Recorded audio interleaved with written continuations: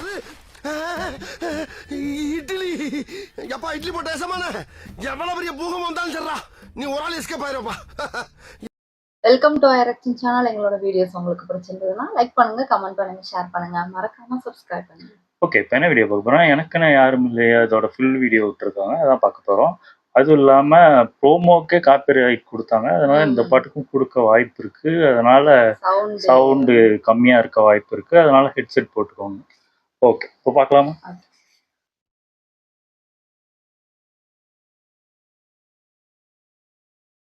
நல்லா வேணும்.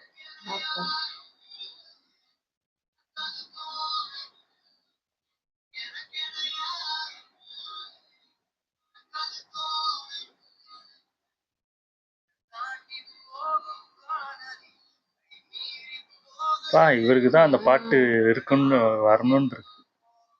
11 வருஷம் வெயிட் பண்ணி இவர் நடிக்கன்னு இருக்கு. பயங்கரமா செட் ஆகுது இவருக்கு.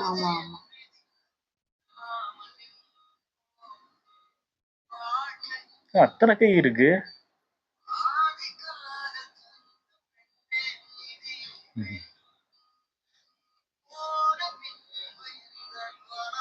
இருந்துதான் போகும்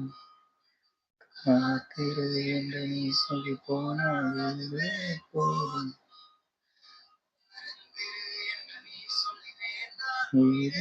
போகும் சாமா சூப்பரா இருக்கு.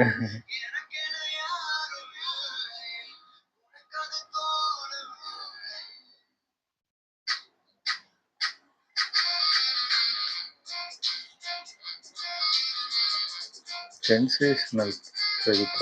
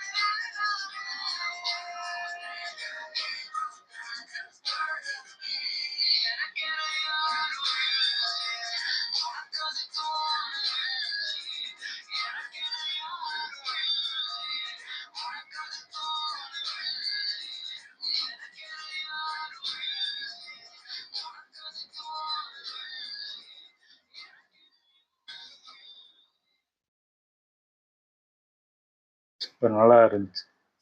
நல்லா இருந்துச்சு. அந்த விஷுவல் கரெக்டா எனக்கு தெரிஞ்சு செட் ஆன மாதிரி தான் நல்லா இருக்கு. இருந்துச்சு நல்லா இருந்துச்சு. எனக்கு தெரிஞ்சு அதான் 11 வருஷம் கரெக்டா இவரு படத்துக்கு தான். ஏன்னா இவரு அது வரைக்கும் சினிமாக்கே வரல.